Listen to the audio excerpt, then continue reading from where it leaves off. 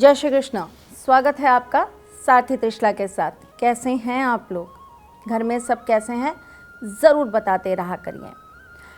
परिवार का हालचाल पता लगे ना तो इंसान को तसल्ली भी मिलती है और ताकत भी। जब ये पता चलता है कि सब बहुत अच्छे हैं तो इंसान बहुत ही ज़्यादा सुकून के साथ अपने कार्य को कर पाता है। मेरे साथ भी कुछ ऐसा ही है, तो आप मुझे ज़रूर बताते रहा करिए कैसे हैं आप। और वैसे भी ये पूछना बार बार अच्छा लगता है, कैसे हैं आप। पता नहीं क्यों, लेकिन कभी कभी ऐसा होता है कि आप कुछ सोच रहे होते हो और सोचते सोचते आपकी सोच किसी और ही जगह पर चली जाती है। जैसे कि आज मेरे साथ हुआ। मैं सोच कुछ और रही थी, लेकिन जब यहाँ बैठी तब बात शायद मेरी कहीं और चली गई। सोचा था किसी और टॉपिक पे बात करने के लिए, लेकिन अब दिमाग में कुछ और है। बनता है बॉस, आपसे उस बारे में बात करना बनता है। कुछ पिछले, मुझे लगता है शायद लॉकडाउन से, वैसे तो ये प्रॉब्लम लॉकडाउन से पहले भी थी, लेकिन लॉकडाउन के बाद ऐसे केसेस बहुत ज़्यादा मेरे पास आने लगे हैं। आए दिन लगभग रोज़ दिन में 5 से 7 लोगों से मैं इसी मैटर पर बात कर रही होती हूँ और उनकी परेशानियों को सुन रही होती हूँ, समझने की कोशिश करती हूँ, क्योंकि जब तक आप किसी चीज़ को समझेंगे नहीं, आप उस चीज़ का हल नहीं दे पाएंगे। बहुत अलग अलग लोगों से बात करी, बहुत अलग अलग तरह से बात करी, और सब तरीक़ों को अपनाकर बस एक ही चीज़ समझ में आई, वो था दर्द। हम न पूरी ज़िंदगी अपने रिश्तों को एक मकान की तरह रखते हैं, घर की तरह। उसे सजाते हैं, संवारते हैं, उसमें झाड़ू पोछा लगाते हैं, कभी कभी तो उसे बिखरा भी रहने देते हैं, और कभी कभी उसे प्यार से समेटते भी हैं। पर कुछ रिश्ते ना किराए के मकान की तरह होते हैं। आप कितना भी सजा लीजिए, कितना भी संवार लीजिए, वो आपके कभी नहीं होते। कहेंगे बहुत घुमा फिरा के बात कर रही हूँ। हाँ, थोड़ा मैटर ऐसा है कि डायरेक्टली बात करना अच्छा नहीं लगता। किसी के ज़ख्मों को नाखूनों से कुरेदना मुझे अच्छा नहीं लगता, इसलिए शायद घुमा फिरा कर बात कर रही हूँ। पर बात कर रही हूँ एक ऐसे रिश्ते की जिसकी डोर बहुत पवित्र रिश्तों से बनी होती है। इस रिश्तों में एक इंसान दूसरे इंसान के साथ नहीं होता, बहुत सारे लोग इसके अंदर सम्मिलित होते हैं। माँ, पापा, भाई, बहन, बच्चे, रिश्तेदार, चाचा, काकी, नाना, मामी, दोस्त, पड़ोसी और ना जाने कौन कौन। जोड़ते वक्त ना ये एक ऐसी माला होती है जिसके अंदर हम बहुत सारे अनगिनत मोतियों को एक साथ पिरोने की कोशिश कर रहे होते हैं, और जब ये टूटता है तब ये ऐसे बिखर जाता है जैसे इसके अंदर कोई धागा था ही नहीं। कभी किसी ने इसे संभालने की कोशिश की ही नहीं थी। कभी इस धागे को मजबूती देने के लिए किसी भी प्रकार से इसे बांधा ही नहीं गया था। बड़ा अजीब है, लेकिन ये रिश्ता पति पत्नी का है, और इस रिश्ते में सबसे बड़ा दर्द, सबसे बड़ा दुख तब है जब वही आपका रिश्ता किसी और का हो जाता है। पर्टिकुलर किसी की बात नहीं करूँगी, ना पत्नी की ना पति की, क्योंकि आजकल जब मैं दुनिया को देख रही हूँ, चलन देख रही हूँ, औरतें कदम से कदम मिलाकर चल रही हैं जी। केवल पढ़ाई में नहीं, नौकरियों में नहीं, पैसा कमाने में नहीं, नाम कमाने में नहीं, हर एक फील्ड में जहाँ औरत बराबर से आदमी के साथ खड़ी है ना, वहाँ एक्स्ट्रा मैरिटल अफेयर्स में भी खड़ी है। केवल आदमी ही नहीं है जो जाकर किसी औरत के साथ संबंध बनाता है, आजकल तो औरतें भी हैं जो बहुत सारी ऐसी गलतियों में अपने आप को सम्मिलित करती हैं। हाँ, एक औरत होने के नाते उन्हें समझा सकती हूँ कि नहीं करना चाहिए। कुछ मर्यादाएं हैं, कुछ शास्त्रों के अनुसार हमारे लिए नियम लिखे गए हैं, सख्त हैं, हमारी प्रवृत्ति के विपरीत है, पर शायद इसलिए हैं ताकि इससे हम, हमारा आने वाला वंश, हमारा कुल हमेशा जुड़ा रहे, बंधा रहे और प्रसन्न रहे। एक औरत बिगड़ती है ना तो पूरा का पूरा वंश खत्म हो जाता है। एक औरत अगर अपने दायरों से बाहर निकल जाती है तो बहुत सारी चीज़ें ज़िंदगी की ख़त्म हो जाती हैं। कहने के लिए बात है, लेकिन सच है ये कि औरत को इजाज़त नहीं कि वो अपने दायरों से बाहर निकले। शायद इसीलिए उसे इतना शक्तिशाली बनाया गया है, शायद इसीलिए औरत को देवी का दर्जा दिया गया है कि उसके अंदर वो अदृश्य शक्तियाँ हैं, ऐसी शक्तियाँ हैं जिनसे वो अपने हर एक रिश्ते को मजबूती के साथ पकड़ भी सकती है, जकड़ भी सकती है और संवार भी सकती है।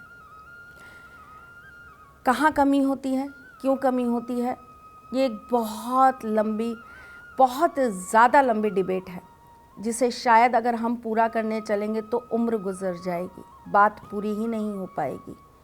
परंतु आज चूँकि मेरे पास बहुत सारे ऐसे लोग, बहुत सारी ऐसी परेशानियां हैं, तो आज हम इसके समाधान पर बात करते हैं।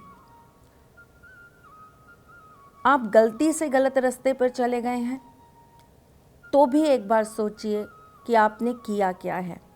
आप जानबूझकर अगर किसी गलत रास्ते पर जा रहे हैं तो भी एक बार सोचिए कि आपने किया क्या है। अगर आप सोचना ही नहीं चाहते हैं तो फिर आप बस एक ही बात को अपने अंदर बैठा लीजिए कि आप जो ये कर्म कर रहे हैं ये कहीं ना कहीं पलट कर आप पर वार तो ज़रूर करेगा। मेरी इस बात को लिख के रख लेना सुनहरे अक्षरों से अपने पास। जो भी अगर इस रास्ते पर जा रहा है और उसने कसम खा ली है, ये सोच लिया है कि अब मुझे सोचना ही नहीं है, मैं जो कर रहा हूँ या कर रही हूँ सही है, तो वो एक पेपर पे गोल्डन पेन से ये बात लिख ले। ये कर्म पलट कर आता है और बहुत बुरी मार लगाता है। आज हम आपको सिंपल वो सारथी उपाय देने वाले हैं जिससे आपकी ज़िंदगी में भी अगर ये जहर है तो वो किसी तरह ख़त्म हो जाए। अगर आपकी ज़िंदगी में भी आपकी शादी को कोई तीसरा व्यक्ति निगल रहा है तो वो हट जाए। मैं किसी को मारने या किसी के ऊपर किसी भी तरह का तंत्र करने पर बिलीव नहीं करती।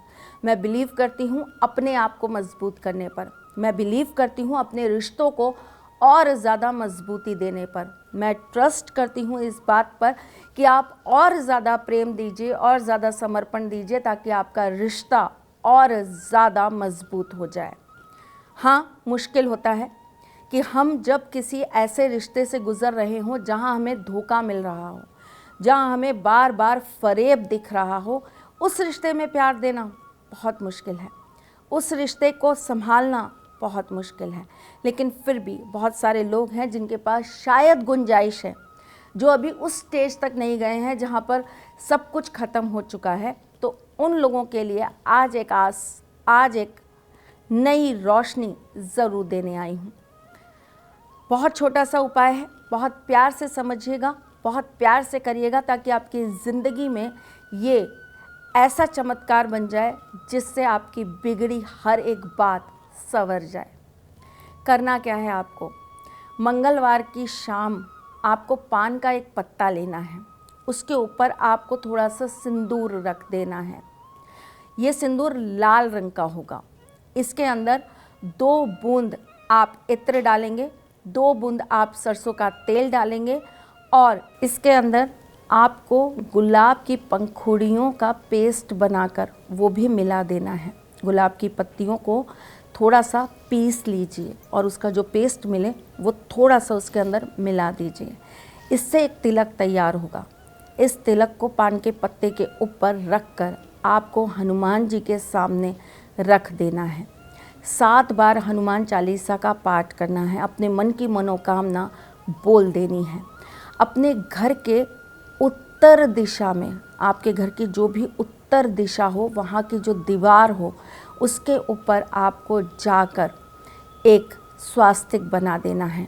और उसके बाद आपको वही पान में जो सिंदूर आपने लपेटा हुआ है, उसे आपको बंद करके लाल कपड़े में बांधकर उसके पास में रख देना है या उसके पास में टांग देना है।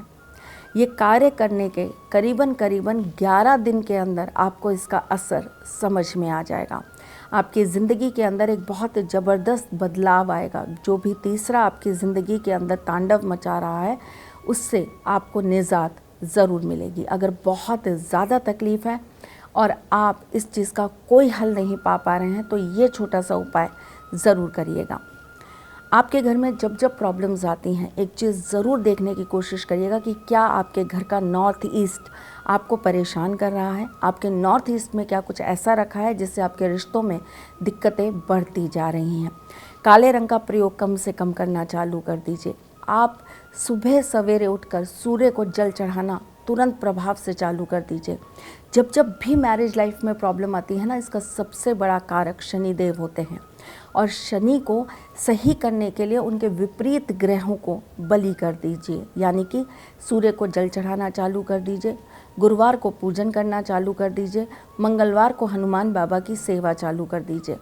करके देखिएगा, ज़रूर इसका आपको इफ़ेक्ट समझ में आएगा। मैं फिर आऊँगी कुछ नया, कुछ अलग, कुछ अद्भुत लेकर। तब तक के लिए मुस्कुराते रहिएगा, रिश्तों में मजबूती बना के रखिएगा, अपने साथी के साथ में जुड़े रहिएगा, प्यार देते रहिएगा, प्यार लेते रहिएगा। ख्याल रखिएगा अपना और उनका जिनसे आप प्यार करते हैं। मैं जल्द आऊँगी आपसे मिलने, तब तक के लिए जय श्री कृष्ण।